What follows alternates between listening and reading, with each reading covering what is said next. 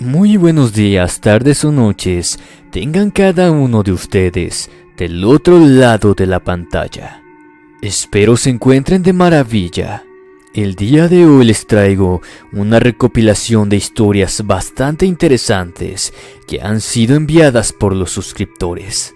Relatos que ya han sido subidos al canal, pero hay quienes disfrutan escuchar una larga cantidad de relatos en un solo video. Esto porque no logran conciliar el sueño o les apetece escuchar relatos bastante hórridos para su noche. Apaga la pequeña luz de tu habitación y ponte cómodo. Comenzamos.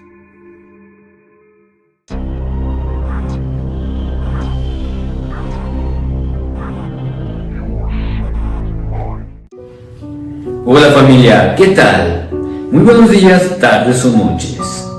Quiero agradecerles a cada uno de ustedes por estar conmigo a lo largo de todo este año. Estamos por finalizar y quiero desearles una feliz Navidad y próspero año nuevo en compañía de sus seres queridos.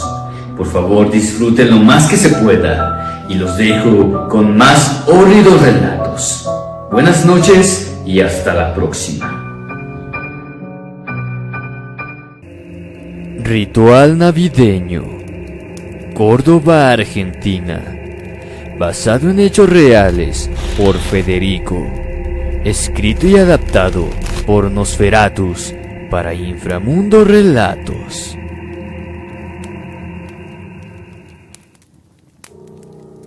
Mi nombre es Federico y en diciembre del 2015, unos días antes de Navidad, para cerrar el año con broche de oro, decidimos ir con la muchachada a pescar en un río del interior de Córdoba, Argentina. No logramos pescar nada y no tuvimos mejor idea que beber a diestra y siniestra. Caída la noche, la mayoría estaban borrachos. Por mi lado, al ser el más chico, no tomé nada, ya que me catalogaron como el conductor designado. Alrededor de las 3 de la madrugada, emprendimos el viaje de regreso. La vuelta no tuvo mayores contratiempos, hasta que comencé a sentir el vehículo muy pesado. Detuve la marcha, bajé a revisar y me doy con que se había pinchado una rueda. Por suerte quedamos varados a 100 metros de una casucha, donde habitaba un cuidador a cargo de una finca. Este hombre se acercó hasta la tranquera del inmueble y luego de contarle sobre nuestro percance, me prestó su celular para que pudiera llamar a un tío por ayuda. Inmediatamente al terminar de hablar con mi pariente, el guardia del lugar me preguntó si íbamos a esperar el auxilio en nuestro vehículo. Al responder que sí, con cara seria, nos comentó que no era buena idea que ingresáramos a su casita, que él no tenía problemas en esperar con nosotros. La casa tenía luz gracias a un generador de gasolina. Mis amigos se durmieron en el piso por la borrachera que cargaban. Mientras tanto, el hombre sobresalió hacia afuera. Decidí hacerle plática y de paso fumarme un cigarrito en su compañía.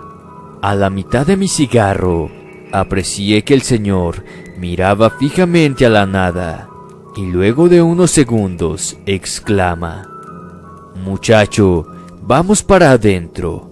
No obstante, apenas terminó de pronunciar sus palabras, sentimos un grito muy agudo cerca del auto.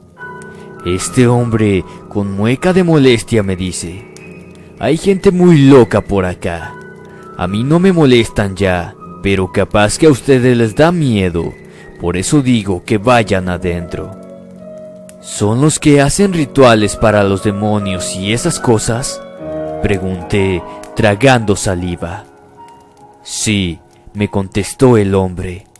Ingresé en la casa, dejando al señor afuera, con un miedo que me llegaba hasta el pecho. Sentía que en cualquier instante mi corazón explotaría. Pasaron unos segundos y comencé a escuchar que unas piedras daban contra el vidrio de la ventana. No me aguanté y fui a buscar al hombre. Le pregunté que si había escuchado cosas raras en la ventana y él solo respondió: sí, mijo, están aquí molestando. Más aún, porque ya se acerca la Navidad y están haciendo sus fechorías y rituales. ¿Quién sabe Dios qué es lo que ofrezcan al Señor de las tinieblas? Acto seguido, agarró una cruz de metal y la colocó sobre la puerta. Se arrodilló y comenzó a rezar una seguidilla de Padres Nuestros en voz alta. Juro que en ese momento en el que el hombre oraba, vi por la ventana a un grupo enorme de personas gritando. Iban y venían por alrededor de la cabaña. Solo cuando el Señor terminó de rezar, todo cesó. Con el ambiente más tranquilo, pude dormir. Al día siguiente, nunca me sentí tan feliz de ver a mi tío con la rueda de repuesto.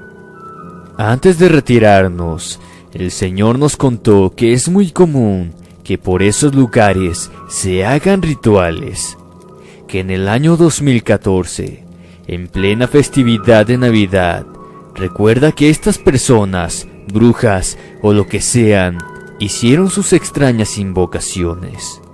Y durante toda la noche, él se refugió en su hogar, ya que se podían escuchar carcajadas demoníacas y se veían claramente en el cielo bolas de fuego volar por todo el sitio. Agradezco que esa noche no hayamos visto nada extraño. Espero les haya gustado mi pequeño relato y tengan una feliz Navidad. Hasta la próxima.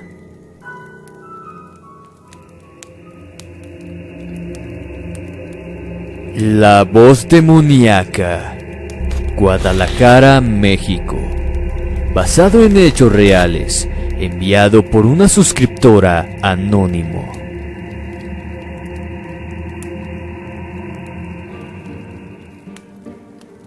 Esta es la historia que te prometí y que deseo compartir ahora contigo. La misma tiene como protagonista a mi novio.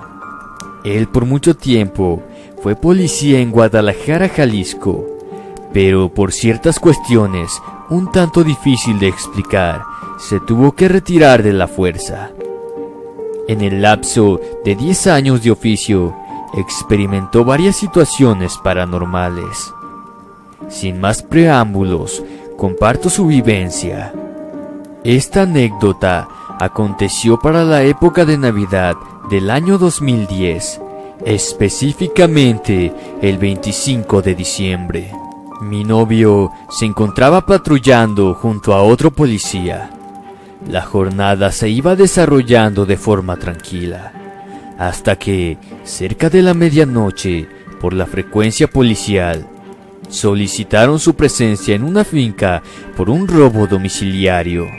Al llegar, el dueño del inmueble les informa que 3 personas habían ingresado en su casa, concretando un hurto de varios artefactos electrónicos. Inmediatamente comienzan a rastrillar el lugar a pedido del dueño. Al recorrer un poco de terreno, encuentran dispersados sobre el suelo varias de las cosas robadas: DVD, tele, radio, etc.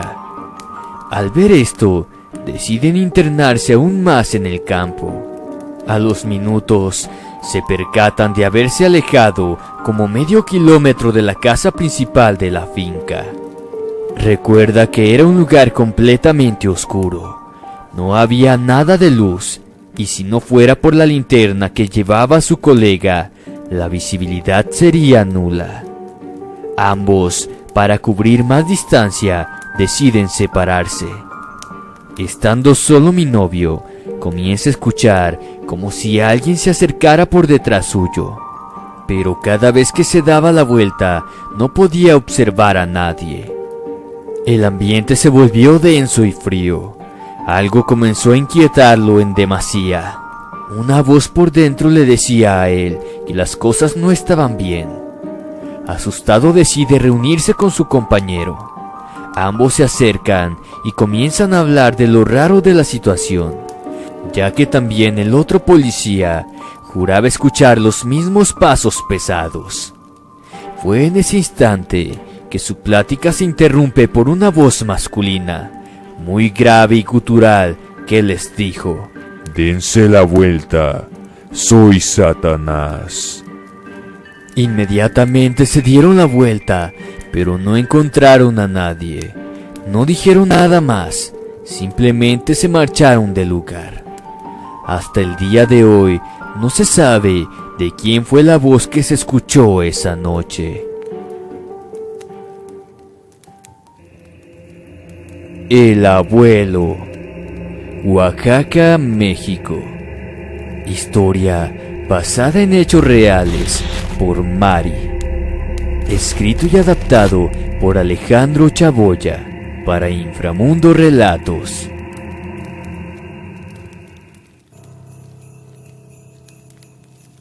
La historia que quiero contar pasó cuando tenía 18 años.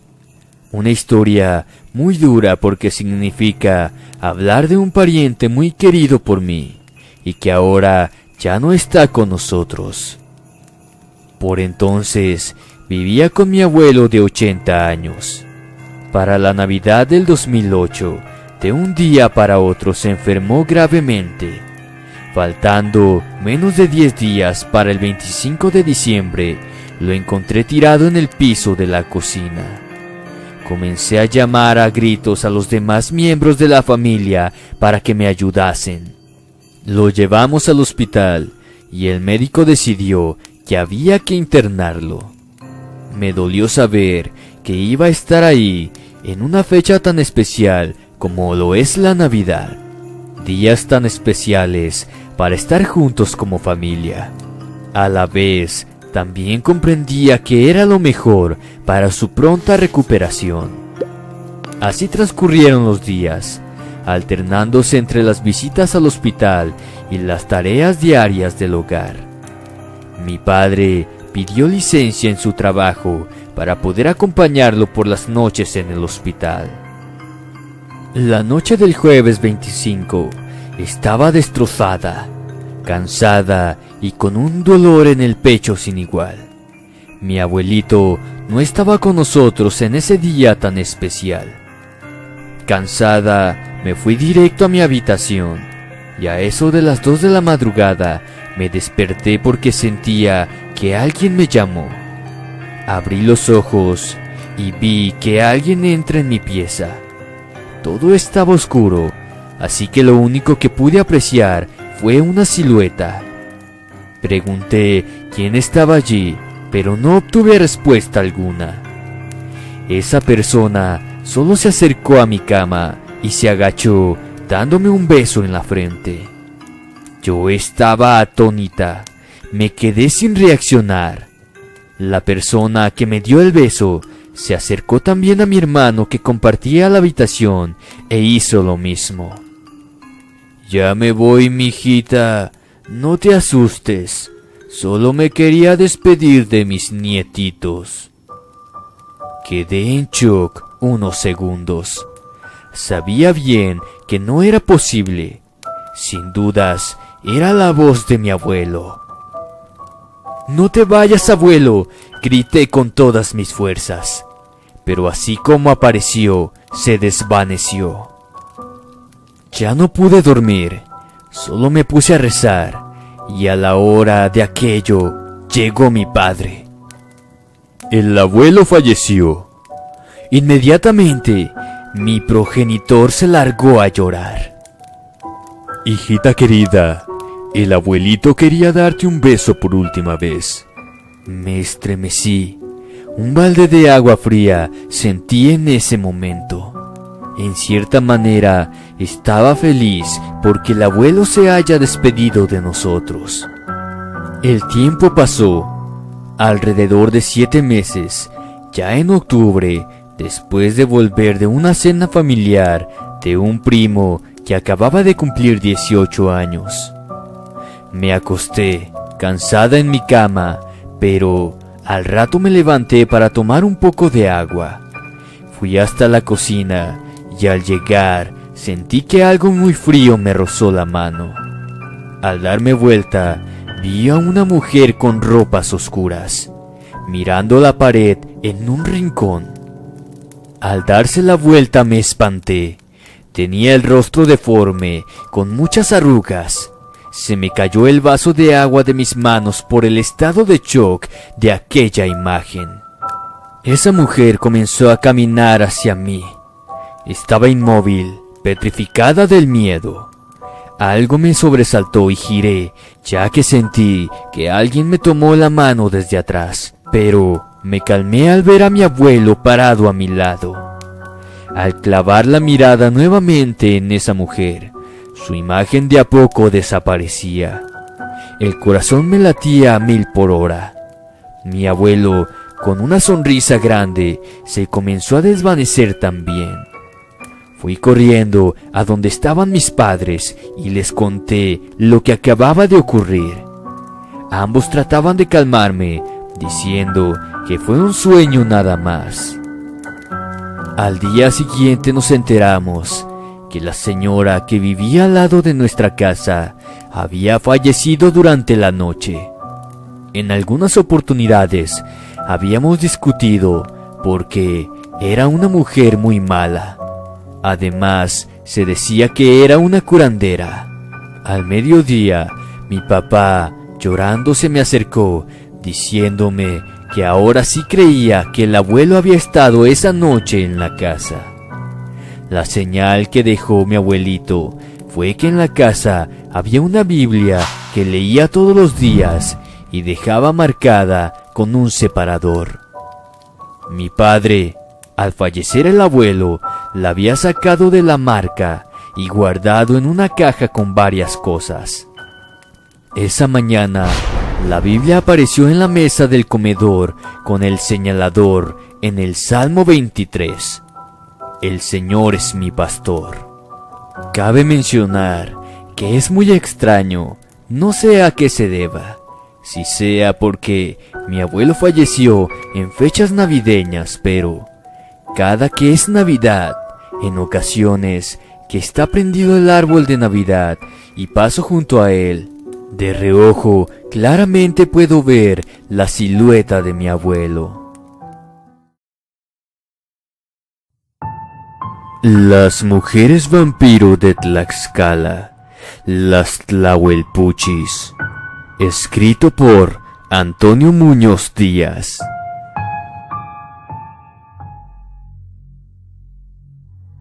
En Tlaxcala existe una horripilante leyenda acerca de unas criaturas que son llamadas Tlahuelpuchis, que en lengua náhuatl significa sahumador luminoso.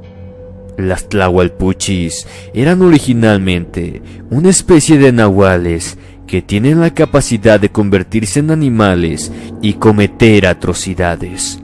Hoy en día se les relaciona con las brujas. Las Tlahuelpuchis eran mujeres comunes a la vista de todos, a quienes los dioses les concedieran un don que algunas usaron de maneras maliciosas.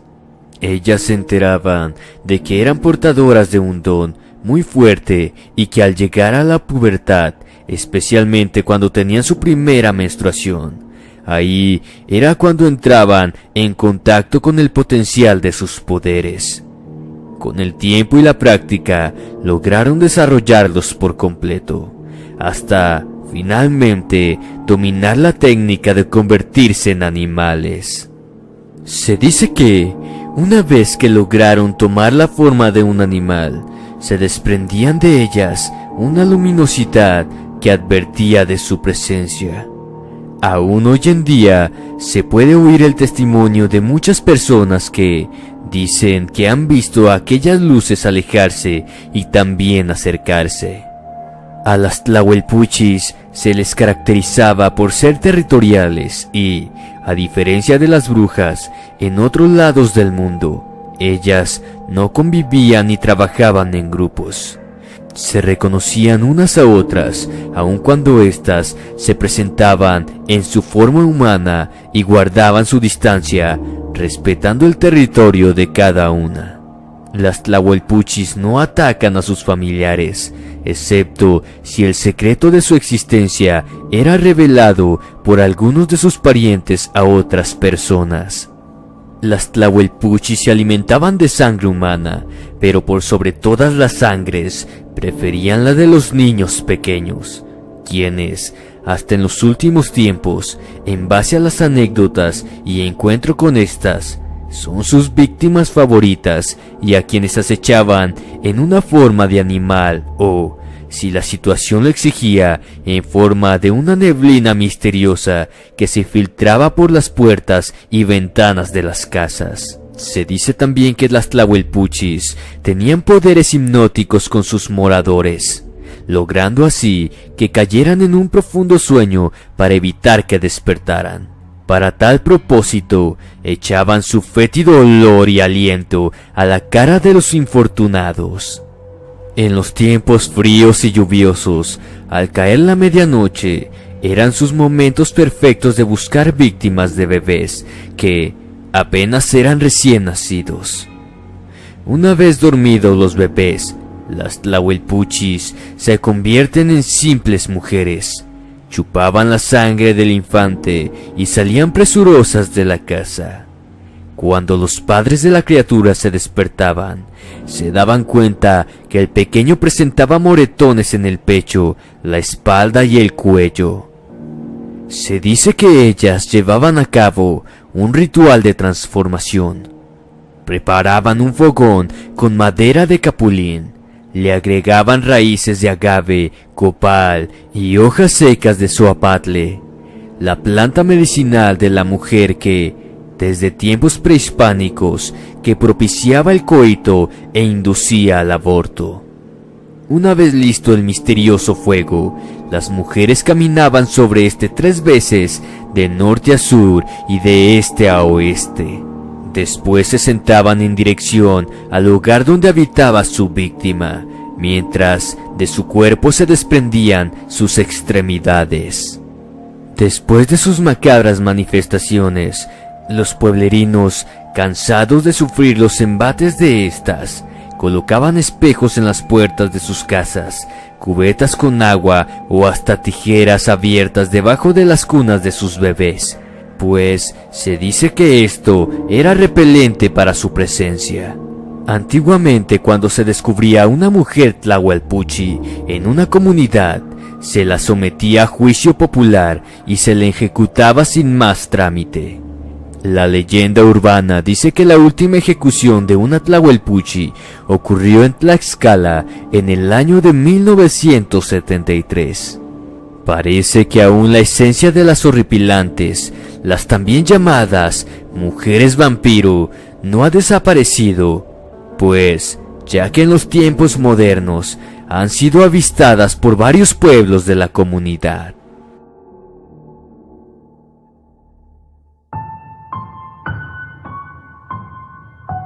La malvada sirena, escrito y adaptado por Leo de la Paz.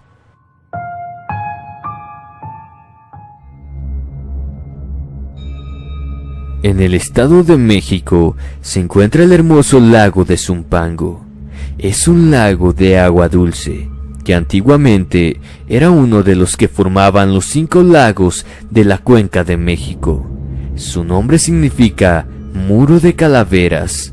Este lago cuenta con una leyenda, parte de la rica tradición oral del Estado de México. Dicha leyenda nos habla de que hace mucho tiempo vivía en el lago una sirena sumamente hermosa. Su cabello era largo y negro, sus ojos verdes y su piel nacaranda. Esta hermosa mujer pez solía aparecerse por las tardes a los muchachos que tenían la mala fortuna de pasar por el lago y ser vistos por ella. Los jóvenes que llegaban a verla desaparecían. Nunca más regresaban a sus hogares por la dama de la cola de pescado, pues ésta los atrapaba y los mataba. En una cierta tarde, la sirena se le apareció a un muchacho que por descuido caminó cerca del lago y escuchó un hermoso canto que le obligó a detenerse en la orilla. Cuando la sirena se asomó desde el agua, el hombre la vio y cayó desmayado. Al poco tiempo despertó, y cuál no sería su sorpresa cuando se dio cuenta de que se encontraba en una cueva situada en el fondo del lago. Cuando cobró la conciencia, la sirena pudo verlo a su gusto. Quedó absolutamente fascinada con la belleza del joven, quien era increíblemente guapo. Por tal motivo, decidió no matarlo y vivir con él en la cueva. El muchacho estaba tremendamente asustado, pues el tiempo pasaba y estaba muy preocupado por su madre, quien seguramente estaría preguntándose qué había pasado con su único hijo. Además, la madre se encontraba muy enferma y necesitaba la atención del desaparecido. Con mucha angustia, el joven le pidió a la sirena que le dejara ir a su casa para avisarle a su madre que se encontraba bien y darle su medicina. La mujer pez aceptó, dejándole marchar, con la condición de que regresara al lago. Corriendo, el muchacho se fue a su casa y cuando llegó al pueblo, les contó a todos los vecinos lo que había ocurrido con la sirena. Asustados y solidarios, escondieron al joven muy bien para que la mujer no pudiese encontrarlo y él no tuviera que regresar. Una vez oculto al muchacho, los habitantes del pueblo acudieron al lago con el fin de atrapar a la sirena. Pensaron en secar el lago para sacarla y asesinarla. La sirena se había dado cuenta de lo que estaba pasando y se encontraba enojada e histérica por el engaño de que había sido víctima por parte de su galán. Tan enojada estaba que entonó un canto tan terrible y tan fuerte que lo pudo escuchar el joven desde su escondite. Entonces salió de él como hechizado e inmediatamente se dirigió al lago Zumpango sin que hubiera poder humano que lo detuviese.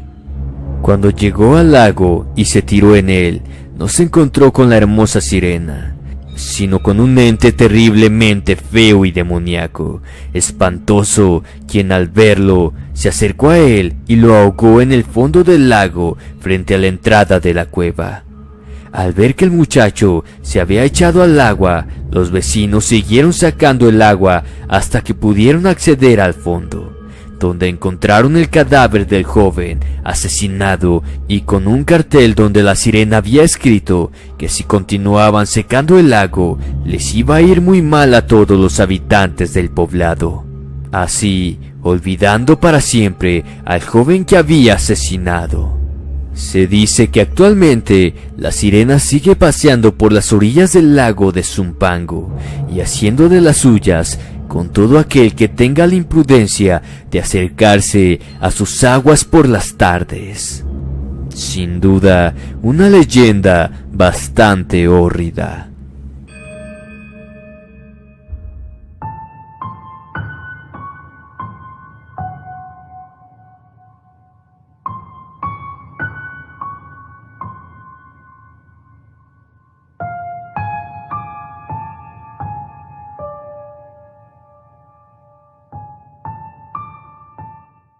Amalia es una mujer de más de 50 años.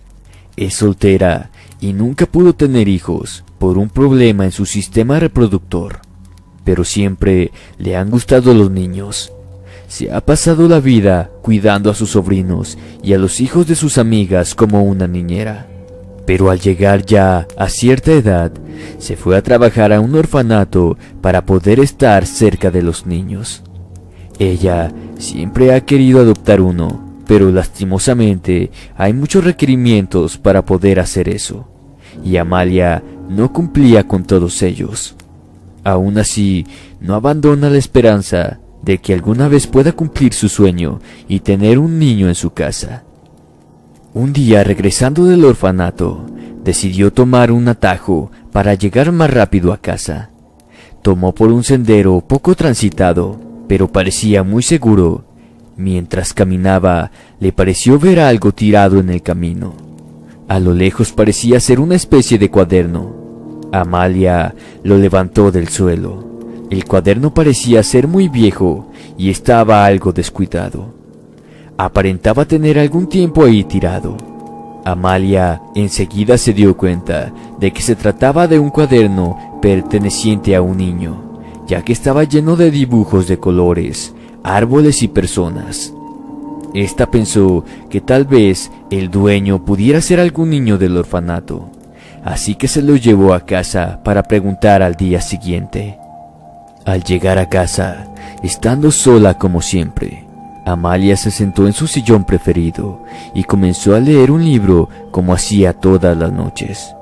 Pero al cabo de un rato, dejó el libro de lado y le entró la curiosidad por examinar el curioso cuaderno que había encontrado. Encendió su lámpara de mesa y comenzó a verlo. Para su sorpresa, en el cuaderno solo había dibujos, no había palabras, pero sí tenían algo que parecían ser fechas, de cuando los dibujos fueron hechos. Pero no decía los días, más bien los años en que fueron dibujados. El primer dibujo tenía un 0 como fecha en la parte de arriba de la hoja, y un árbol muy grande, con 2 personas que lo observaban, y una serpiente que los observaba a ellos. Esto le recordó a Amelia el jardín del Edén. Esto le intrigó y continuó revisando. A medida que avanzaba, los años también lo hacían en las páginas, pero los dibujos solo trataban de grandes horrores en la humanidad, las guerras, los grandes genocidios, también dibujos de asesinatos en series, personas descuartizadas. Todos los dibujos, aunque estaban hechos por un niño, mostraban la gran maldad que ha existido en el mundo desde que fue creado. Amalia también se dio cuenta que en cada dibujo había un pequeño observando todos esos acontecimientos a través de la historia. Aquel niño era dibujado con una sonrisa, como si le hiciera feliz todo eso, como si él hubiera provocado aquello. Avanzando más en el cuaderno, Amalia tuvo el impulso de dejar de verlo, ya que era demasiado perturbador. Pero aún así continuó y empezaron a aparecer símbolos extraños, cruces, cosas de otro mundo espiritual, cosas que no parecían buenas. Este niño parecía ser algún tipo de anticristo o alguien muy maligno, el cual ha estado siempre observando a la humanidad, pero lo más escalofriante era que a medida que se acercaba al tiempo actual, aparecían dibujos del apocalipsis, de las personas sufriendo, de demonios caminando entre nosotros, y en una página, un dibujo donde se veían miles de personas, mejor dicho, millones de personas arrodilladas en el suelo, y en la cima estaba ese niño siendo adorado. Amalia tiró el cuaderno al suelo porque ya no soportaba seguir viendo estas cosas. Corrió a su habitación y empezó a rezar muy asustada. Sintió que alguien o algo la observaba. Miró hacia la ventana y vio una pequeña silueta que desapareció enseguida. Lentamente, Amalia se acercó a la ventana que daba hacia su patio de la casa, y al hacerlo, vio con horror la silueta de un hombre muy alto, con brazos largos y delgados, pero cubierto por una túnica negra. Amalia cayó de espaldas al suelo al verlo, pensando que se trataba de lo peor que podía haber visto en su vida. Intentó ponerse de pie y salir corriendo de la casa, pero en ese momento todas las luces se apagaron, quedando todo a oscuras. Pero también en ese momento de horror para Amelia, escuchó que alguien o algo tocó a su puerta. Amelia, temblando, se puso de pie, tomó su linterna y lentamente caminó hacia la puerta para ver quién la estaba buscando. Despacio abrió la puerta y quedó petrificada al ver la silueta del hombre que vio en el patio de su casa, pero solo estaba un poco alejado. Pero unos pequeños pasos le hicieron dejar de mirar al hombre y bajar la mirada. Ahí en la entrada de su casa, con toda la oscuridad de la noche, Un pequeño niño la miraba y sonriendo macabramente le dijo con una vocecita: Señora Amelia, por favor, ¿me devuelve mi cuaderno? Es que mi padre me está esperando.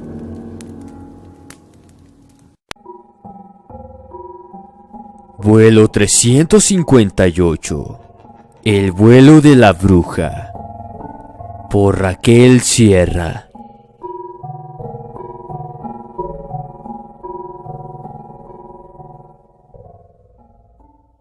Ese día, la azafata abrió la puerta, gritándole al capitán y a mí sobre un cuerpo encontrado en el baño del avión.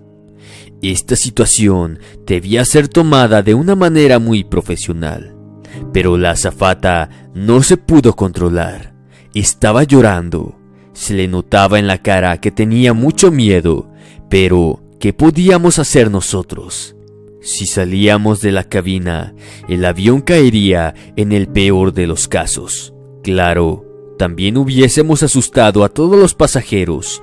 Dime qué pasaría si miraras a dos pilotos corriendo por el avión y dejando sola la cabina. ¿Algo bueno? No, ¿verdad? Al ser un avión pequeño, teníamos que encontrar rápido al culpable. Nos quedaban unas 2 horas de vuelo. Mientras pensábamos en qué hacer, una de las azafatas nos dijo que la persona fallecida no viajaba sola. Viajaba con un hombre que al parecer era ciego. Tenía los ojos completamente blancos. Lo raro era que no salía en el registro. El capitán ya había informado de la situación por radio. El baño estaba cerrado con llave para que nadie entrara. De verdad, no nos favorecía un escándalo entre los pasajeros. El capitán me dio la orden de salir y buscar al tipo que acompañaba a la mujer. Caminé por el pasillo, pero no localicé al hombre. Era algo extraño. Dejé de rodar cuando noté que la gente empezó a hacer comentarios. Comenzaron a mirarme de una manera extraña. Por eso decidí regresar a la cabina. Al entrar, el capitán me dijo que les informara a los pasajeros sobre lo sucedido. No terminaba de decirlo cuando hubo un bajón de luz. Sé que suena imposible, pero les juro que sucedió, ya que de por sí volar de noche no me resulta algo cómodo. Con eso, hasta los latidos del corazón se me aumentaron. La gente se empezó a alterar de una manera descontrolada de la nada. Básicamente todo era un caos.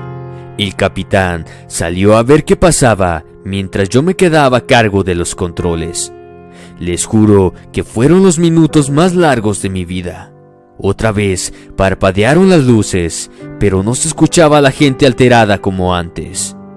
Sé que eso no fue un fallo del avión. Todo estaba trabajando bien cuando revisamos antes de despegar. Pero igual me puse a revisar todo de nuevo. Yo sé que era algo más. Algo inexplicable, todo eso, algo sin lógica alguna. Por la puerta entró una azafata diciendo que 5 pasajeros habían desaparecido, incluyendo al capitán. Eso me dejó boquiabierto y muy desconcertado. De verdad, no lo podía asimilar. Decidí comunicarme por radio. Pedí a la azafata que dijera a todos los pasajeros que no se movieran del lugar, que dejara a las demás azafatas vigilando y que regresara para acá, que tenía que ayudarme aunque fuera con apoyo emocional. La elegí a ella no por coincidencia, pues su hermano era piloto de las fuerzas aéreas y ella tenía algunos conocimientos sobre cómo volar, aunque nunca los había puesto en práctica. Fue en ese punto donde mentalmente dejé mi cargo de primer oficial y me puse en la mentalidad de ser un capitán. Por más tonto que suene, eso me dio algo de coraje. Informé a Torre de Control que debíamos aterrizar de emergencia. Le dije todo lo que estaba pasando a detalle. Ellos me dijeron que guardara la calma, que no me alterara y que aterrizara en una pista que quedaba a unos 10 minutos. Siento no contar el relato con nombres y detalles relevantes. La verdad, no me quiero meter en problemas cuando esto salga a la luz. La azafata entró y se sentó en el asiento del primer oficial. en ese asiento que usé por esos meses tan aburridos. En ese instante me retracté por todo lo malo que dije sobre ser siempre el copiloto y no el piloto. Bueno, tranqué la puerta de la cabina y nos concentramos en lo que teníamos que hacer. Mientras nos daban las instrucciones por radio, de la nada le dio por dejar de funcionar. Ahí supe que estábamos en serios problemas. No teníamos un guía desde tierra, pero decidimos seguir adelante sin importar cuál fuera el resultado. Fue algo extraño sentir otro bajón de luz, pero no solo fue eso. Sentimos como cuando uno va en un elevador piso abajo. En eso, el silencio se rompió cuando escuchamos que tocaban la puerta de la cabina. Era otra azafata. Habían desaparecido otros 3 pasajeros de la nada. El avión era pequeño y para colmo, la gente se desaparecía. Mi mente estaba a punto de colapsar, pues según ella, una bruma se los había tragado. Eso me puso con los nervios de punta, pero intenté estar lo más sereno posible. ¿Qué más podía hacer? Se suponía que era el capitán de la nave. Si me alteraba, todo se iría al demonio. Aparte de eso, no debía estar nervioso. Al menos, alguien debía guardar la calma ante esta situación. Era algo muy extraño. Yo estaba mal. Sinceramente moría por saber si la tripulación estaba bien. No quería que más gente desapareciera. Y en ese instante se me ocurrió una idea. Por la radio que va de la cabina a la parte a donde están los pasajeros, dije lo siguiente: Pasajeros del vuelo 358, les habla su capitán. Por favor, manténganse juntos. Los que están en el asiento de la parte trasera, pasen hacia adelante. No queremos que dejen ningún espacio. Los que traigan celular, por favor, tengan encendida la linterna o pongan un fondo blanco en la pantalla. Ajustense los cinturones y sigan las instrucciones de las azafatas, por favor. Todo está bajo control, pero no se alteren, aterrizaremos pronto. Estén pendientes hasta nuevo aviso. Sé que suena muy ilógico lo que dije, pero estaba nervioso. Intentaba mantener la calma y mi cordura. Volar es algo que aún me apasiona, pero ese día para mí no era el mejor. Me hubiera gustado estar en casa con mi esposa y mi bebé recién nacida, pero decidí trabajar para llevar más dinero con ellos. Creo que es entendible esa circunstancia. El tiempo corría, ya estábamos cerca de la pista y rogábamos que no se nos atravesara ninguna aeronave. La pista parecía estar despejada y el aterrizar no fue tan terrible como esperaba. Aparte de eso, pasó todo demasiado rápido como para hablar de eso. Pero lo más extraño fue justo cuando aterrizamos. Las luces se apagaron. Sí, solo las luces del avión y de la pista. Ya era de noche y no se veía casi nada. De no ser por la luz de la luna, hubieras quedado a ciegas. Por suerte los pasajeros hicieron caso y no se movieron hasta que se les ordenó. Eso lo noté al salir de la cabina. Sentí un alivio al ver que las azafatas sacaban a los pasajeros uno por uno del avión. En mi mente pensé que todo había terminado de una vez por todas. Algunos estaban llorando, pero estaban a salvo. Mas no se me cruzó por la cabeza que eran familiares o amigos de las personas que desaparecieron. Yo quería salir al final. No quería dejar a nadie adentro. Estaba a punto de salir cuando miré a alguien sentado. Le grité para que bajara del avión. El hombre estaba hasta atrás. Pensé que se había quedado dormido. Como no respondía, me acerqué un poco y le dije que bajara del avión. El hombre se levantó lentamente y ahí fue cuando casi me da un infarto. Era ese señor que supuestamente acompañaba a la mujer que asesinaron en el baño. No me dio tiempo de decir algo, cuando me quedé en shock al mirar que estaba convirtiéndose en una bruma espesa. De verdad sentía que me daba un infarto. No lo pensé mucho y corrí como loco hacia la puerta. Corrí como si no hubiera un mañana, literalmente. Casi me caigo al salir por la puerta del avión. Un oficial me preguntó si estaba bien. Yo no sabía qué responderle. Le dije que sí y que no se preocupara por mí, que mejor ayudaran a los pasajeros. Un grupo de policías entraron en el avión, pero no encontraron a nadie, solo a la mujer que estaba en el baño muerta. Al día siguiente, una de las azafatas me llamó diciendo que la mujer que miró era practicante bruja, o sea, la mujer muerta del baño, que hacía magia negra y cosas así, y que el hombre que supuestamente la acompañaba era un demonio o una entidad maligna. Me quedé realmente asombrado. A partir de ahí, ya no veo lo paranormal como algo ridículo. Lo peor de todo es que aunque ya pasó mucho tiempo, nadie se puede explicar dónde está toda la gente que desapareció del vuelo 358, o como lo conocen algunos de la ciudad, el vuelo de la bruja. Según los agentes, el caso se volvió 100% confidencial. Lástima para ellos. Casi todos los ciudadanos conocen lo que sucedió, pero nadie sabe a ciencia cierta en qué quedó la investigación.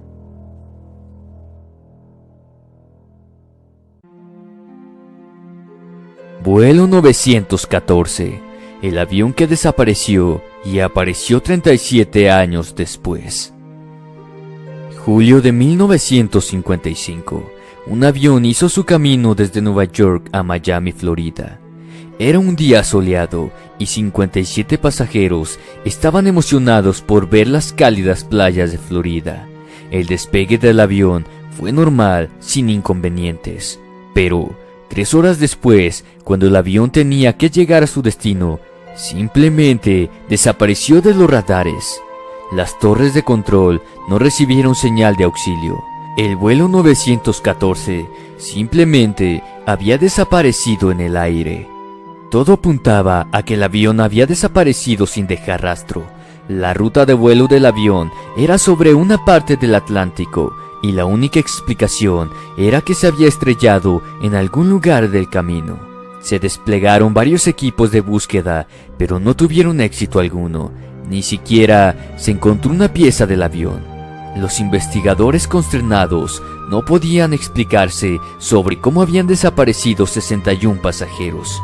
El caso nunca fue resuelto y la declaración oficial dijo que el avión se estrelló, pero no pudo ser rescatado. 9 de septiembre de 1992, Caracas, Venezuela. Parece un día normal y corriente para Juan de la Corte, controlador del tráfico aéreo en el aeropuerto de Caracas. Como cualquier día, Juan se presentó en el trabajo, se sirvió un poco de café, tomó su asiento con vistas a los vuelos y daba comentarios menores a algunos pilotos. Cuando de la nada sucedió algo sumamente extraño. En el radar apareció un avión de la nada, como si se hubiera escondido y de pronto decidiera aparecer. Juan revisó las lecturas varias veces, pensando que se trataba de un error, pero todo estaba correcto. Pasaron alrededor de 10 minutos para que Juan y sus compañeros miraran el avión con sus propios ojos. A medida que el avión se acercaba, pudieron darse cuenta que era muy antiguo, un avión McDonnell Douglas DS-4, aún con hélices en lugar de turbinas modernas. Estos aviones aún estaban en uso, pero se habían vuelto obsoletos y reemplazados en su mayoría por unos más modernos. La confusión comenzó cuando el piloto de la nave se contactó con la torre del control y preguntó en inglés, ¿en dónde estamos? Juan respondió que se estaban acercando al aeropuerto de Caracas y preguntó ¿a dónde se dirigen? Tras varios minutos de espera, el piloto respondió, somos el vuelo 914 de Pan Am con rumbo de Nueva York a Miami, Florida, con una tripulación de 4 y 57 pasajeros a bordo. ¿Qué hacía un vuelo de Pan Am a 1700 kilómetros de su punto de destino y cómo había llegado ahí? Juan le hizo algunas preguntas al piloto y una de sus respuestas desconcertó a toda la torre de control. El piloto de la aeronave dijo que su vuelo estaba programado para aterrizar en el aeropuerto de Miami a las 9:45 de la mañana el día 2 de julio de 1955. Fue en ese momento que la torre de control se quedó en completo silencio. Para no empeorar las cosas, el control aéreo despegó la pista para que el avión aterrizara. Juan pensó que quizá el piloto se había vuelto loco, pero eso era irrelevante. Había personas a bordo que debían ser salvadas. Las unidades terrestres fueron inmediatamente llamadas para ayudar al avión, que no tuvo problema alguno en aterrizar. Ya estando un poco más relajado, Juan decidió explorar la pregunta que estaba en su boca desde el momento que escuchó al piloto hablar. ¿Sabes que hoy es 21 de mayo de 1992?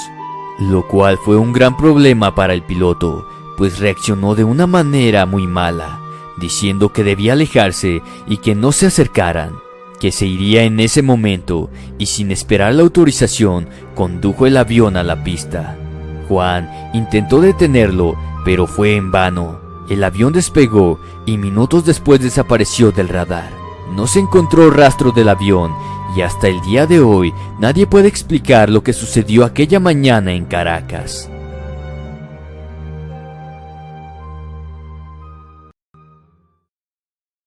Antes que nada, me gustaría avisar a los que ahora estén escuchando estas palabras, pues deben tener cuidado, porque esto me sucedió a mí, y puede servirles de advertencia para que tengan mucho cuidado.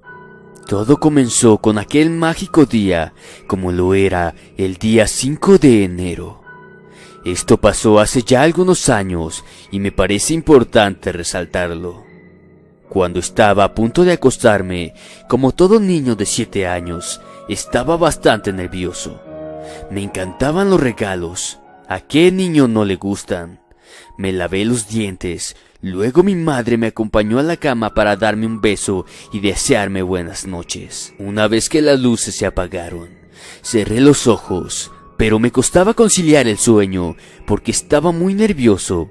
Sabía que debía dormirme, porque si no, los reyes no me traerían mis regalos.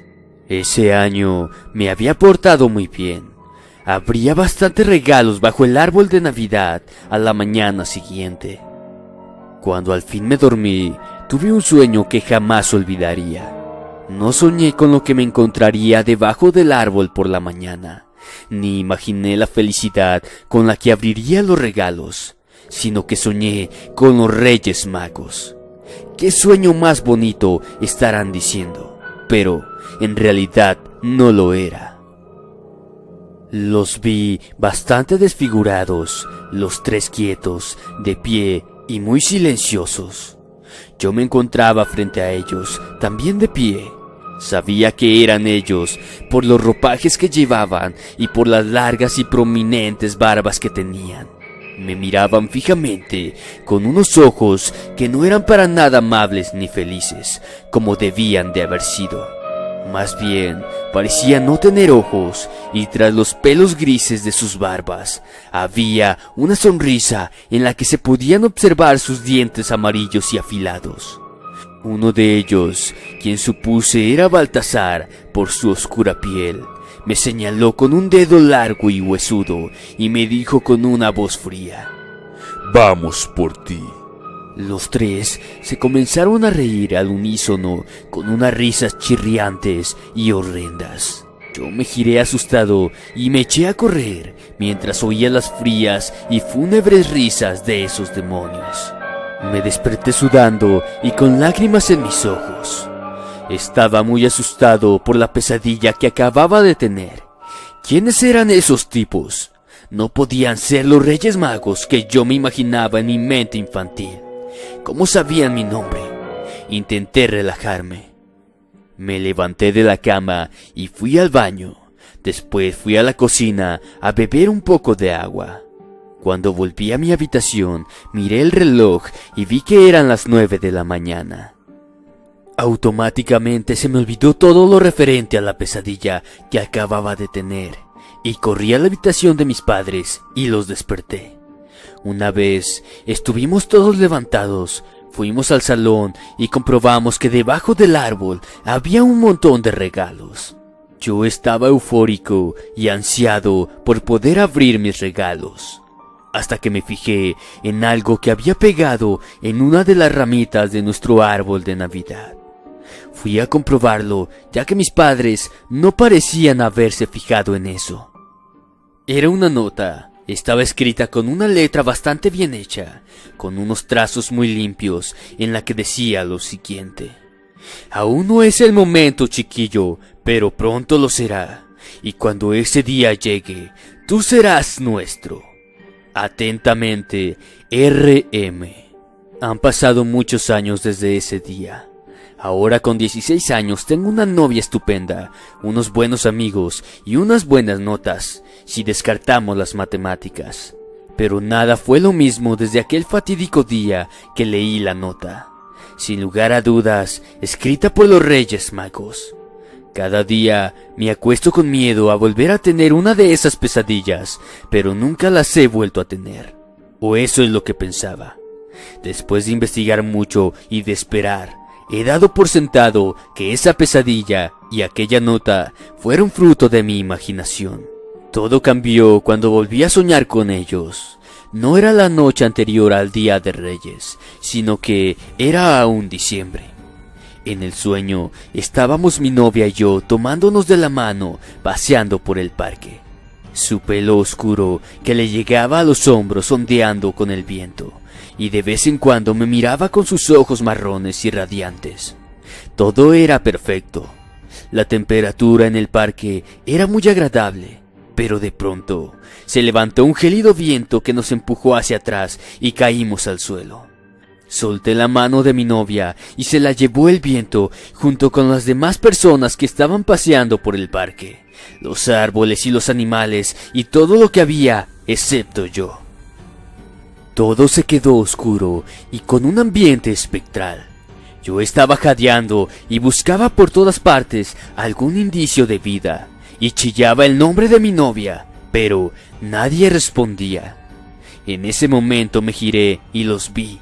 Vi a aquellos Reyes Magos que aparecieron en mis sueños 9 años atrás. Vestían de la misma manera. Sus barbas eran igual de largas y sus frías sonrisas aún seguían ahí. Las oscuras cuencas de sus ojos aún me observaban, solo que ahora había un pequeño y tenue brillo en ellas.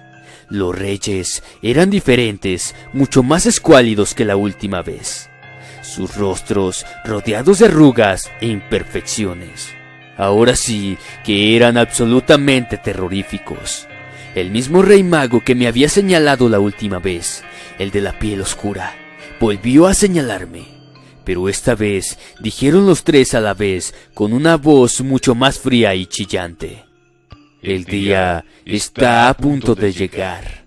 Disfruta de lo que te queda de vida, pues dentro de 27 días, la noche del 5 de enero, vendremos a buscarte y serás nuestro. Seguido de esas horribles palabras, rieron otra vez, pero mucho más fuerte. El sonido me envolvió y un miedo atroz hizo presencia dentro de mí. Caí de rodillas al suelo sin poder aguantar más tiempo esa risa inhumana y todo se volvió negro. Al día siguiente me desperté con mucha fiebre y unas bien marcadas ojeras, por no hablar de que estaba también demasiado pálido. Mis padres llamaron al colegio para informar que no asistiría a clase ese día y probablemente el siguiente tampoco. Fuimos al hospital y me dijeron que no era nada grave, únicamente falta de sueño y estrés. Yo no lo creía, yo sabía perfectamente qué era lo que ocurría, pero no podía decírselo a mis padres, ya que no me creerían y me tomarían por un loco, aunque sí intentarían ayudarme. No sabía muy bien qué hacer. Estaba aterrado, era todo real. Ellos vendrían por mí, y a saber lo que me harían esos maniáticos. Por un momento pensé que me estaba volviendo loco, y probablemente así fuera. No estaba seguro de nada, solo estaba seguro de que mis días estaban contados. Por la tarde llamó Sara, mi mejor amiga, para preguntarme por mi estado. En un principio pensé que sería mi novia, pero ella tampoco había asistido a clase, así que no sabía que estaba enfermo. Sara era la persona en quien más confiaba. Cité a Sara en el parque que estaba enfrente de mi casa. Ya me encontraba mejor, así que les dije a mis padres que mañana podría ir sin problemas a la escuela. Cuando llegué, no había nadie en el parque, y me pareció escuchar la chirriante risa de los Reyes Magos en el gélido viento que corría. Me percaté que estaba en el mismo parque en el de mis sueños. Mala señal. En un principio no lo había reconocido. Minutos después llegó Sara con su pelo rubio oscuro colgando de ambos hombros. Llevaba puesto un forro polar y un abrigo que le quedaba un poco grande. Me levanté, nos abrazamos y dimos un paseo por el parque para entrar un poco en calor. Estuvimos hablando un poco de nuestras cosas y seguidamente empecé a contarle la primera pesadilla que tuve, el incidente con la nota y la última pesadilla de anoche. Como yo había imaginado, lo primero que me dijo cuando acabé fue que los Reyes Magos no existen, cosa que supuestamente era cierta, pero que yo sabía que era muy real. En el fondo, ella también estaba asustada por la coincidencia de la primera pesadilla y de la segunda.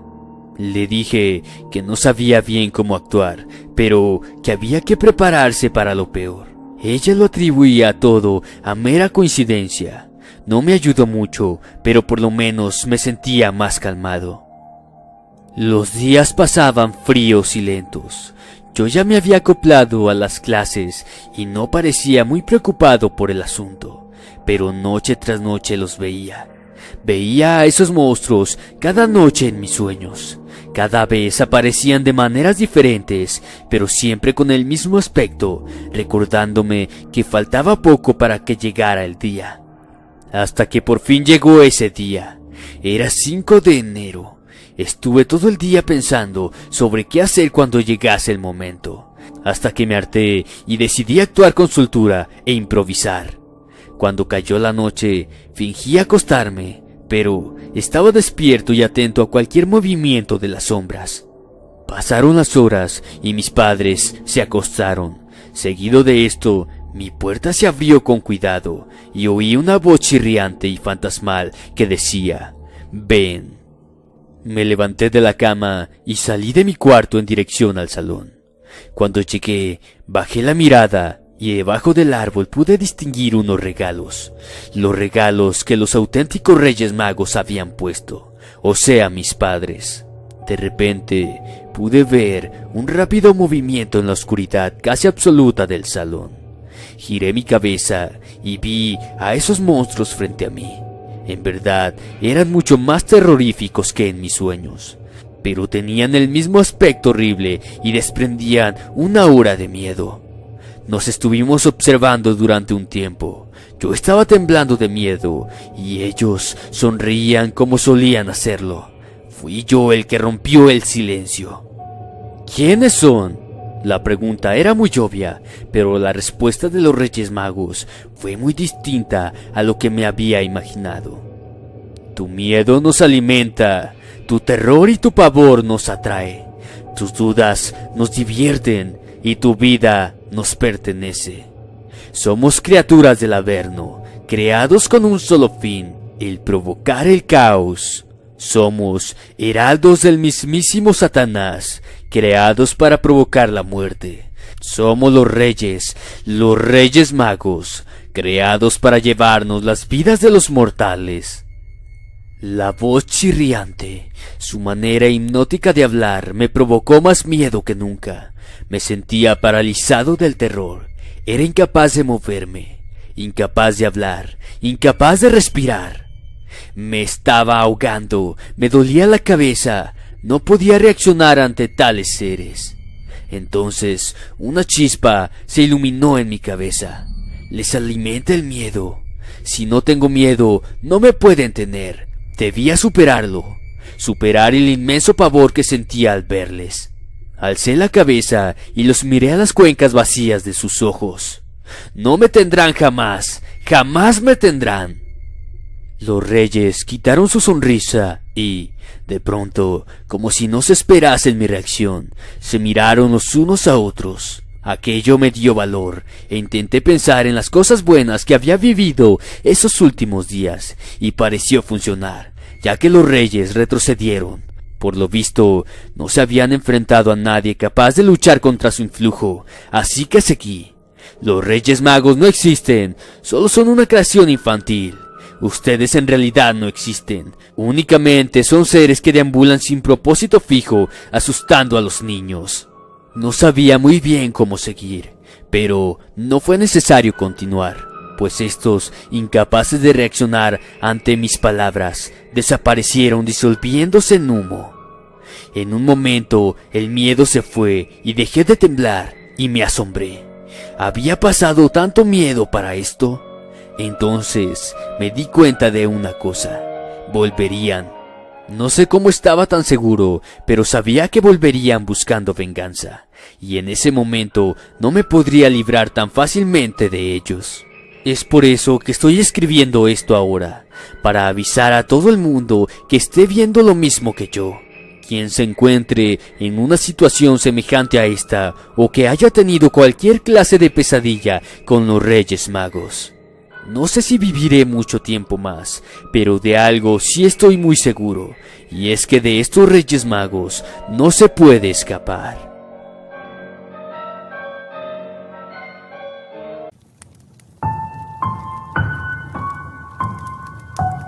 La Casa de las Sombras. Relato basado en hechos reales por Esteban Plata. Escrito y adaptado por Jesús Guzmán para Inframundo Relatos.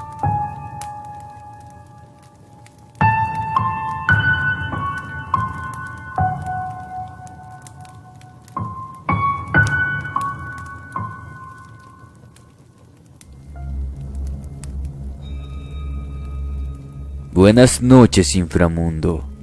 Te cuento que descargué algunas historias de tu canal y las escuché mientras trabajaba. Realmente me gustaron mucho y por tal motivo me animé a contar las vividas por mí. Soy de Santander, Colombia. Tengo 25 años. Cuando era niño, mi familia y yo no contábamos con muchos recursos económicos. En otras palabras, éramos pobres, y para ese entonces vivíamos en una casa en un barrio bajo. Era una casa grande con azotea. Hace poco mi abuela nos vino a visitar y unos días después me contó que recuerda que en aquella casa se sentía inquieta. Tenía miedo y hasta para ir al baño se llevaba a mi hermano menor. Somos 3 hermanos. Yo soy el del medio. Recuerdo que mi hermano mayor decía tener siempre pesadillas con un mono, algo que sonaba muy extraño.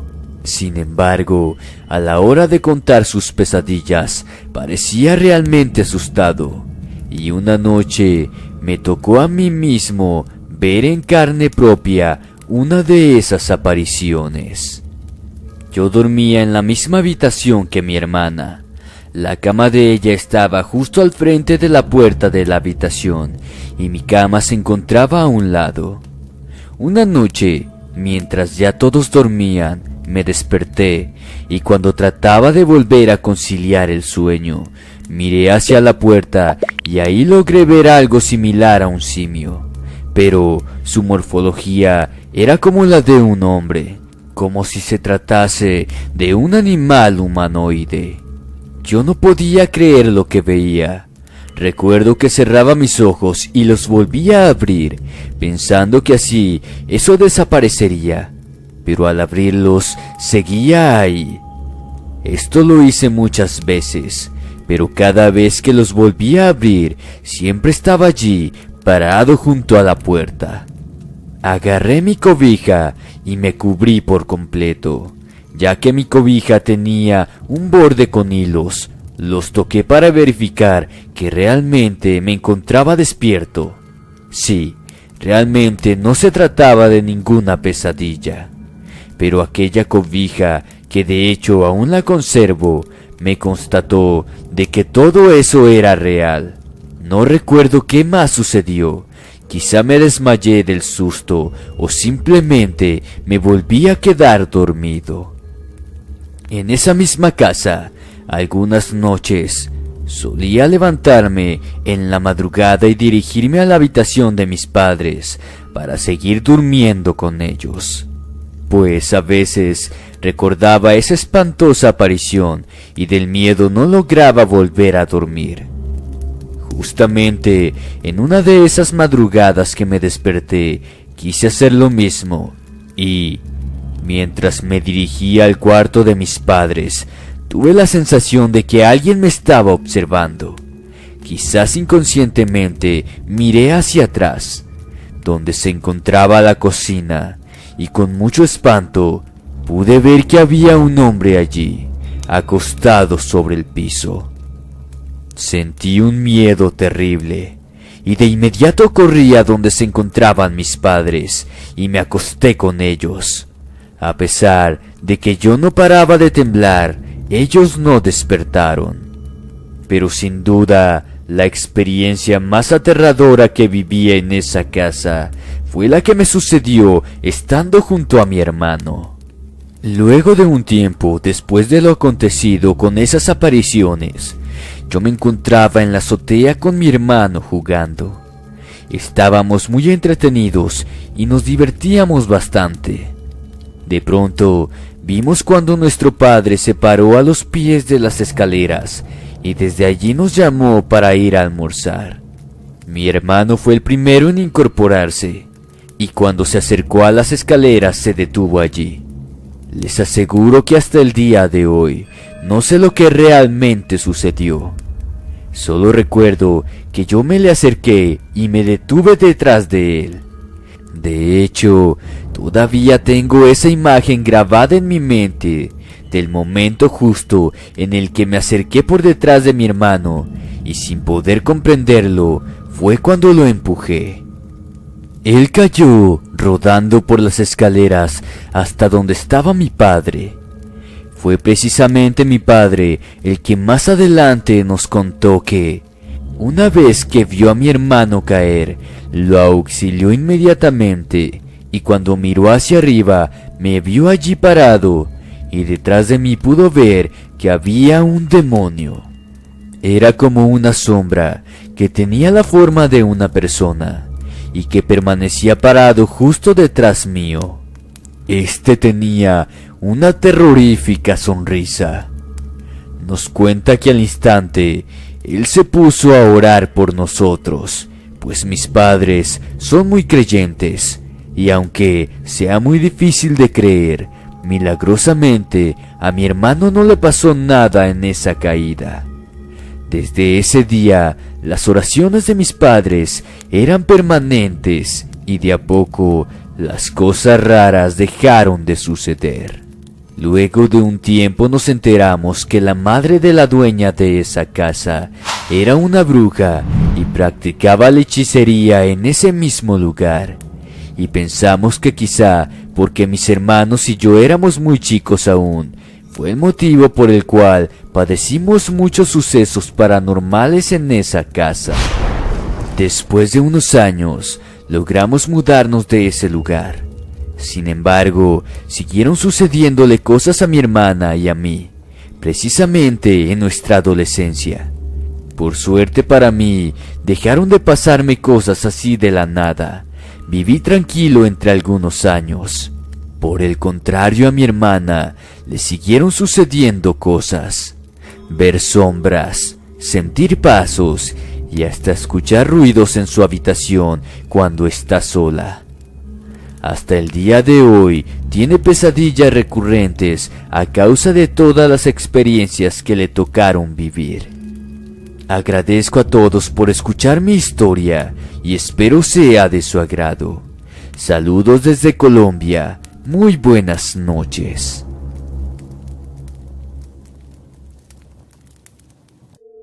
Yo le hice el comentario a mi esposa de que me parecía muy original y a la vez tétrico el disfraz de ese chico. Se veía realmente muy bien. pero por momentos a él lo notaba muy distraído y en otros como desanimado y cabizbajo. Se veía perdido.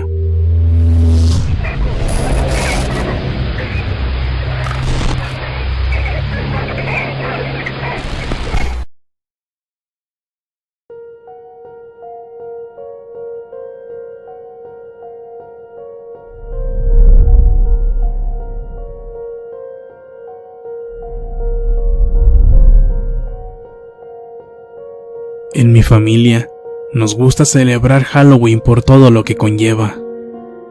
Acá en Estados Unidos, la gente lo festeja con mucho entusiasmo y todo es muy temático. El vecindario se adorna completamente. Todos los niños se caracterizan y por lo regular, hay muchos disfraces realmente muy buenos. Es emocionante cuando llega el día, pues todo se vuelve una gran festividad. Y así, como en la historia pasada, esto sucedió un 31 de octubre. Era el año 2017. Mi esposa y yo acompañamos a mi hijo, quien iba disfrazado de Drácula, y a 3 de sus amigos a pedir dulces. Caminamos hacia un complejo habitacional que se compone como de 10 cuadras a la redonda. En esa área todos los vecinos se ponen de acuerdo para adornar sus hogares en Halloween y en Navidad. Ya es una tradición para ellos ambientar de esa manera todo el vecindario. Todas las viviendas tienen árboles afuera, y las ramas de cada uno se juntan con la de los árboles de enfrente, formando así una especie de túnel que abarca todo lo largo de las calles, dándole un toque más tenebroso por la poca luz que hay.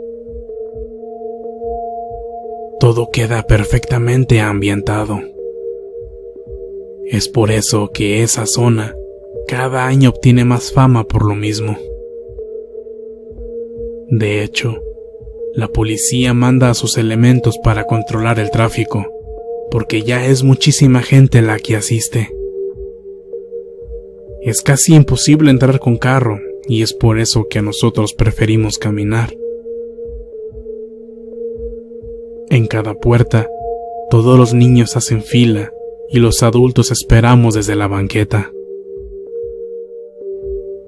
Al llegar a una de las casas, mi hijo y sus 3 amigos se acercaron a la puerta a pedir dulces. Había muchísimos más niños, pero hubo uno que me llamó muchísimo la atención. Era un niño como de 10 años con un disfraz de zombie. Realmente se veía muy impactante. Tenía la cara demasiado pálida y unas ojeras muy negras, el cabello maltratado. Su ropa lucía sucia y desgarrada. Iba descalzo y tenía pintura color sangre en el cuello, las manos, en el pecho y las piernas. Su bolsa para los dulces era de esas tejidas que se usaban para el mandado. Cosa curiosa porque acá la gente ya no las utiliza, y menos un niño. Yo le hice el comentario a mi esposa de que me parecía muy original y a la vez tétrico el disfraz de ese chico. Se veía realmente muy bien. Pero por momentos a él lo notaba muy distraído y en otros como desanimado y cabizbajo. Se veía perdido. No le aparté la mirada por unos minutos porque quería saber quién lo acompañaba, pero entre tanta gente lo perdí de vista. Cuando nuevamente lo vi, estaba detrás de mi hijo y sus amigos. Estaban formados afuera de una casa. La fila avanzó, pero él se quedó parado, solo, en la banqueta. Le dije a mi esposa que le tomara algunas fotos. Realmente me impresionaba su disfraz. Después de unos momentos, veo que mi hijo y sus amigos están conversando con él, y después de mirar la bolsa que llevaba, le regalaron muchos dulces. Posterior a eso siguieron caminando juntos hasta que lo volví a perder de vista. Se hicieron como las 10:30 de la noche, cuando ya cansado de tanto caminar, fui por los niños y nos regresamos a casa a pie. Entre la plática se me ocurrió preguntarles por aquel niño. Oye, hijo, ¿y quién era ese niño con el disfraz de zombie? No sé, no lo conocemos. ¿Saben con quién venía? Dijo que venía solo. Le pregunté que dónde vivía y dijo que tampoco lo sabía. Me quedé callado y escucho que empiezan a platicar entre ellos. Escucho que Lalo comenta que se sorprendió por lo real que se veían las heridas en su cuello, sus manos y sus pies, y lo real que se veía la sangre en todo su cuerpo y su ropa. Después de eso, Kevin siguió contándonos. Yo le pregunté que por qué no se acercaba a pedir dulces. Él dijo que no sabía cómo hacerlo, ya que era su primera vez, porque su padrastro nunca lo dejaba salir a la calle a pedir Halloween. Sentimos feo cuando nos dijo eso, por eso es que le dimos muchos dulces de los que nosotros traíamos. Casi le llenamos toda la bolsa. También le preguntamos que quién le había hecho su disfraz, y nos contestó que no era un disfraz, que era su propia ropa. Pobrecito. También le dijimos que su sangre parecía real, y nos dijo que lo era, que fue porque su padrastro dejó que su perro lo mordiera, que él lloraba y le gritaba que se lo quitara, pero no le hizo caso, que el perro lo mordió hasta que se cansó de hacerlo. Pero no, nosotros creemos que solo nos dijo eso para asustarnos. Después de escuchar eso, mi esposa y yo nos miramos, un poco incrédulos, un poco asustados. Mi esposa al instante sacó su celular para buscar las fotos que le había tomado al chico, pero no aparecía en ninguna. Sin embargo, en las últimas 3 fotos que le tomó cuando estaba con mi hijo y los niños, se ve que están platicando solos, y en la última se alcanza a percibir, atrás de ellos, una silueta muy tenue, como si fuera de humo desvaneciéndose en el aire. Mi esposa y yo nos aterrorizamos, aunque en ese momento no lo expresamos en voz alta. Los niños nos preguntaron por las fotos, pero de inmediato les cambiábamos de tema. Mi esposa se impactó mucho por ese hecho y mejor decidió borrarlas.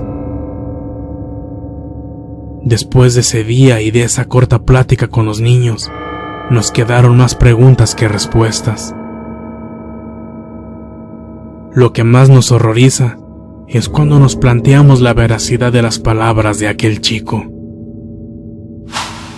¿Qué tal si era verdad que las heridas eran reales por el ataque de un perro?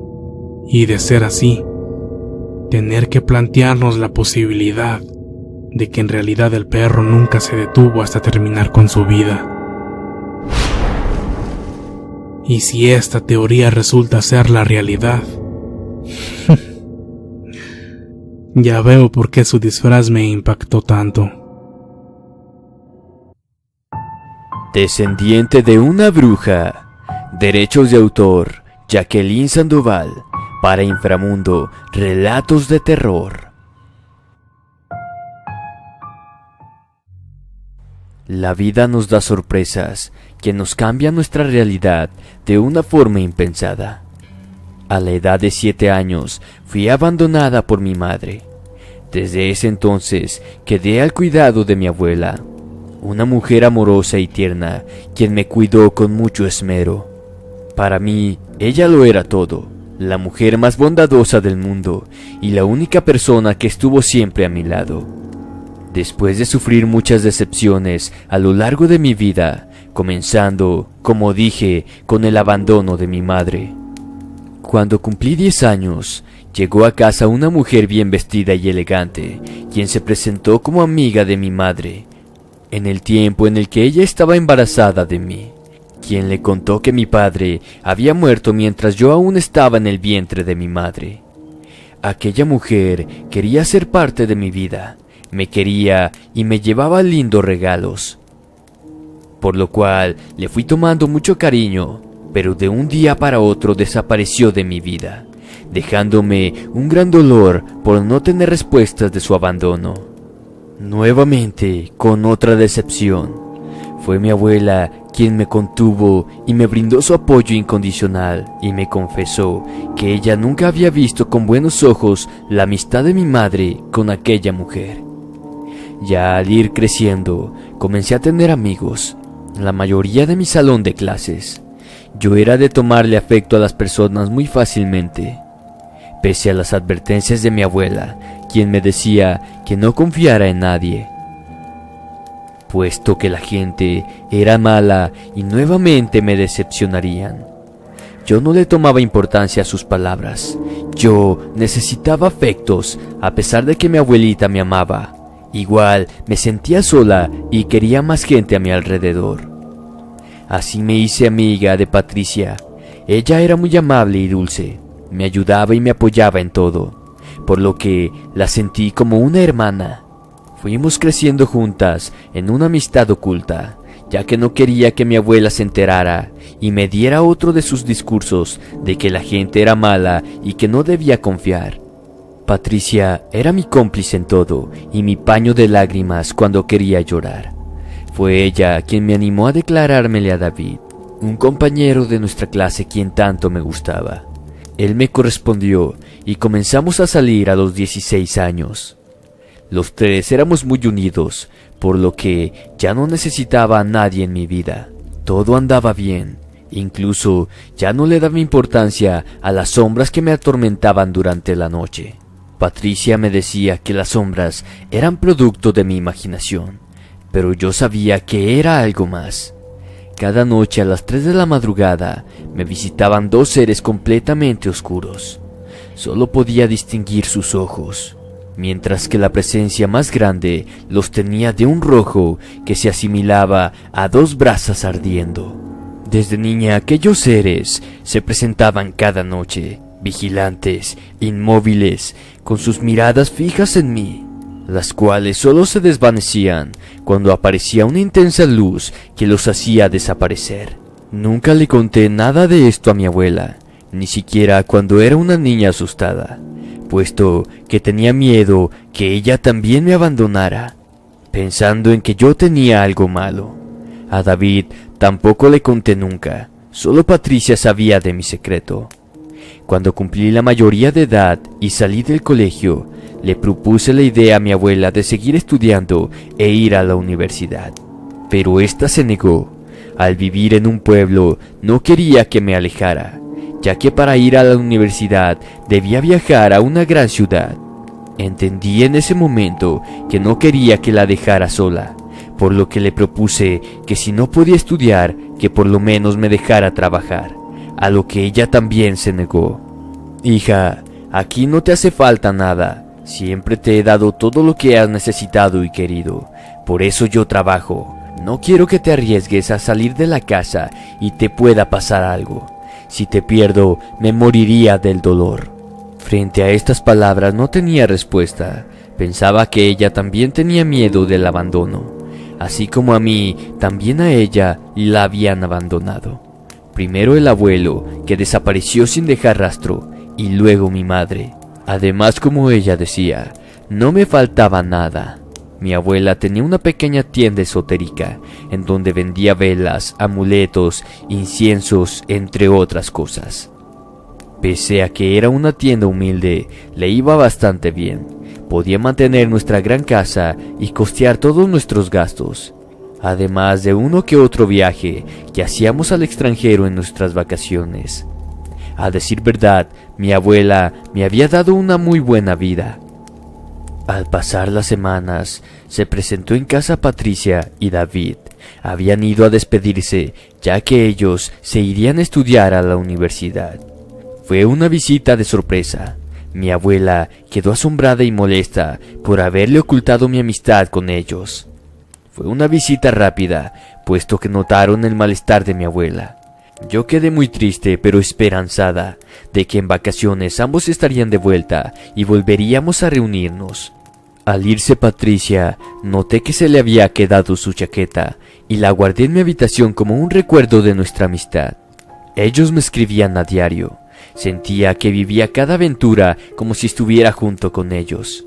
Eso me mantenía lejos de mi rutina diaria, la cual era hacerme cargo del desorden de la gran casa. Después de un tiempo, las conversaciones con Patricia y David se fueron haciendo menos frecuentes, mientras que los entes nocturnos que me acechaban aparecían cada vez más cerca de mi cama y por más tiempo. La luz blanca ya no era tan potente, por lo que me costaba un poco más que estos entes se fueran. Me comenzaba a sentir triste y desanimada. En mi interior podía presentir que algo no andaba bien. Solo me daban ánimos de que pronto llegarían las vacaciones y podría reencontrarme con David, mi amor, y Patricia, mi gran amiga. Pero nada fue como me lo esperaba. La fecha de sus vacaciones ya había llegado, pero no tenía noticias de ninguno de los dos. Esto me preocupó demasiado. Pensé que habían sufrido un accidente durante el viaje, por lo que decidí ir a casa de Patricia para ver qué ocurría. Al llegar, vi su auto estacionado afuera de su casa y a un lado el auto de David. No entendía qué es lo que ocurría, hasta que los vi dándose un apasionado beso. No fue necesario decir nada. Ellos se dieron cuenta que yo estaba ahí. Patricia, asombrada al verme, trató de ir a mi encuentro, pero yo solo quería salir corriendo, y así lo hice, sin darme cuenta que un vehículo venía justo frente de mí. Después de 2 meses, desperté en coma en la cama de un hospital, con el dolor de la traición. Mi abuela, quien estaba a mi lado, al verme despertar, tomó mi mano y me dijo que todo estaría bien. Asentí con mi cabeza, pero pensando que realmente nada estaba bien. Al salir, ya recuperada del hospital, le dije a mi abuela que ya no quería quedarme en casa todo el día, que quería trabajar con ella para distraer mi mente y ya no pensar en lo que había ocurrido. Pero ella nuevamente se negó a darme permiso. Le dije que ya era mayor de edad y que si seguía oponiéndose me iría a la ciudad, por lo cual aceptó que trabajara con ella en su tienda. En un principio noté que los clientes de mi abuela eran bastante peculiares.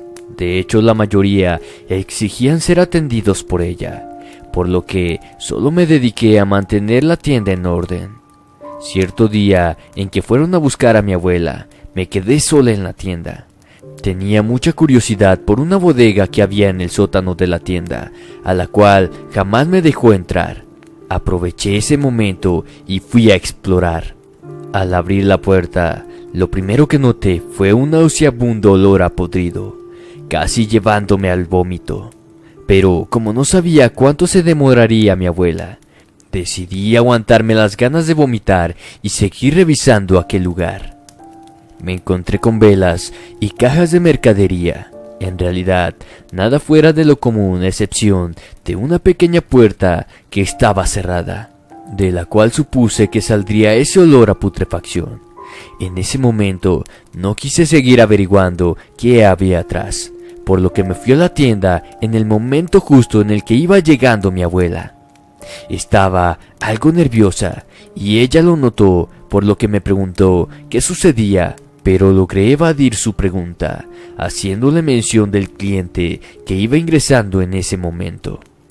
Aquel caballero se veía muy guapo y elegante, por lo que me pregunté qué podría estar haciendo o buscando en una tienda esotérica. Pero al parecer mi abuela lo conocía bien. Después de un momento de hablar con él, me lo presentó. Era encantador y amable, por lo que quedé maravillada con su presencia. Luego de la presentación, él nos invitó a su casa a cenar, a lo que mi abuela aceptó. Yo estaba emocionada, puesto que nunca me había pasado algo así con nadie. Aquel hombre me producía una extraña atracción. Llegó la noche de la cena. Su casa era igual de elegante e imponente. Bebimos vino y poco a poco fui perdiendo el decoro, al igual que mi abuela. Esta se recostó en un sofá, quedando dormida. Quedé a solas con Julián. Me deshice de mis tabús y me atreví a besarlo. Él me correspondió llevándome a su habitación. Aquella noche fue inolvidable. Con él sentí cosas que jamás en mi vida creí que existieran. Sensaciones y sentimientos fuera de este mundo. Al día siguiente me sentí culpable de lo que había hecho. Esperé los reproches de mi abuela, pero ella nunca tocó el tema y de Julián nunca más supimos nada. Pasaban las semanas y me comenzaba a sentir mal. Fui al médico y este confirmó mis sospechas. Estaba embarazada. Tenía miedo de decirle a mi abuela, pero ella nuevamente me asombró, demostrándome total apoyo en mi embarazo. A los meses di a luz a una niña, la cual criamos con mucho amor. Mi abuela me recomendó decirle que su padre había muerto para que ya no hiciera preguntas. Mi hija, con el paso del tiempo, cumpliría 6 años. Era bastante curiosa. Me acompañaba a la tienda, siempre preguntando para qué servía cada artilugio. En una de sus curiosidades, se fue a la temida bodega. Yo, distraída con un cliente, no me había percatado, hasta después de un rato que fui a buscarla. Rocío, mi hija, estaba en aquel umbral de la pequeña puerta que yo no me había atrevido a abrir. Mi asombro fue mayor al darme cuenta de todas las atrocidades que se encontraban en aquel lugar. Le dije a Rocío que me esperara afuera mientras revisaba los objetos que ahí se encontraban. Había innumerables trabajos de magia negra, huesos humanos, alimañas y cenizas. Entre ellos pude distinguir un amarre que habían hecho con la chaqueta de Patricia, que había perdido años atrás, más un pañuelo de David que me había regalado. Mi abuela había hecho un amarre para que ellos estuvieran juntos y se alejaran de mí. También encontré una foto de la amiga de mi mamá que supuestamente había desaparecido. Tenía un trabajo de muerte, lo cual concluí al leer un artículo de periódico que estaba junto a su foto, en el cual anunciaba su fallecimiento por un accidente de tráfico. Todo era una pesadilla. Mi amada abuela había alejado con brujería a todas las personas que se acercaban a mí. Seguí revisando todos sus objetos y me encontré con un álbum de fotos muy antiguo. Tenía fecha de 1853 en ellas. Aparecía mi abuela y Julián. Nada tenía sentido. Supuse que sería alguna casualidad y que tal vez era algún antepasado quien se parecía mucho a ella. Pero al leer el pie de aquellas fotos vi que eran de ella y que tenía su nombre y el de Julián. Cada vez que revisaba algo me encontraba con alguna otra horrorosa verdad revelada. Pero lo que más me impactó fue encontrar lo que parecía un maniquí cubierto por una tela. Al descubrirlo pude ver quién estaba debajo. No era un maniquí, era un cadáver, el cual parecía momificado, pese a tener partes en descomposición. Entendí que desde ahí procedía el olor de putrefacción. Seguí revisando y encontré cadáveres de adultos, pero lo que más me impactó fue descubrir los restos de mi madre. Caí al suelo y lloré por la suerte que había corrido y por el dolor de la culpa de haberla odiado durante tantos años, pensando que me había abandonado. Con cada lágrima que me rodaba en mis ojos, le pedía perdón. Después de un rato, y viendo que ya era hora de que llegara mi abuela, sequé mis lágrimas y subí a la tienda. Cuando llegó mi abuela, ya no la miraba con el amor que siempre le tenía. En ese momento la miraba con desprecio, repulsión y miedo. Siempre había tenido mis dudas de lo que hacía. Sospechaba en algunas ocasiones de que era una bruja, sobre todo por la prohibición de tener espejos en la casa, ya que en una ocasión me pareció ver el reflejo de una mujer muy anciana, casi en descomposición. Pero ahora tenía la certeza de lo que era, y no cualquier bruja, sino una despreciada que no le importó quitarle la vida a su hija, y eso yo lo haría pagar. Ella notó que algo extraño sucedía. Solo le dije que me sentía algo enferma, por lo cual me iría a casa con Rocío. Ella me miró con sospechas, pero me dijo que estaba bien, que me fuera a descansar. Al llegar a casa, me metí a su habitación y comencé a buscar más respuestas. Fue ahí que encontré su libro de hechizos y más fotos de Julián, junto a algunas cartas. Gracias a esta descubrí que Julián era mi padre, puesto que él, al igual que a mí, había embarazado a mi madre, para después sacrificarla en un ritual para obtener vida eterna. Aquel ritual consistía en un pacto que habían hecho con 2 demonios, los cuales les exigía la vida de sus descendientes. Desde hacía más de un par de siglos habían estado sacrificando a sus descendientes. Me dio asco la idea de haber engendrado a una hija de mi padre. No aguanté y corrí al baño a vomitar, aún con el libro en mis manos. Cuando levanté la cabeza, vi que había caído un papel de aquel libro. Lo leí y vi unos símbolos extraños y unas fechas, seguido de un ritual en el que aparecía mi nombre.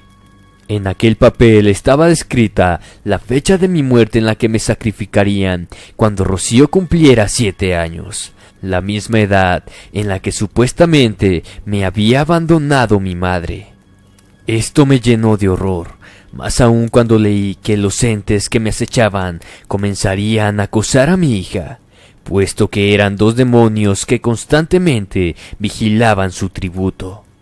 También estaba descrito cómo perder mi alma para que no ocurriera lo que pasó con mi madre, quien cada noche aparecía como un ser de luz haciendo desaparecer a estos demonios.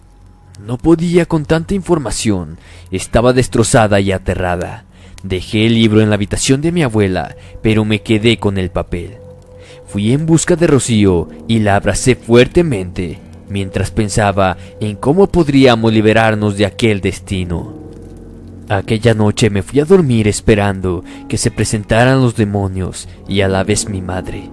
Esta vez no me quedaría quieta. Esta vez hablaría con ella, ya sabiendo quién era.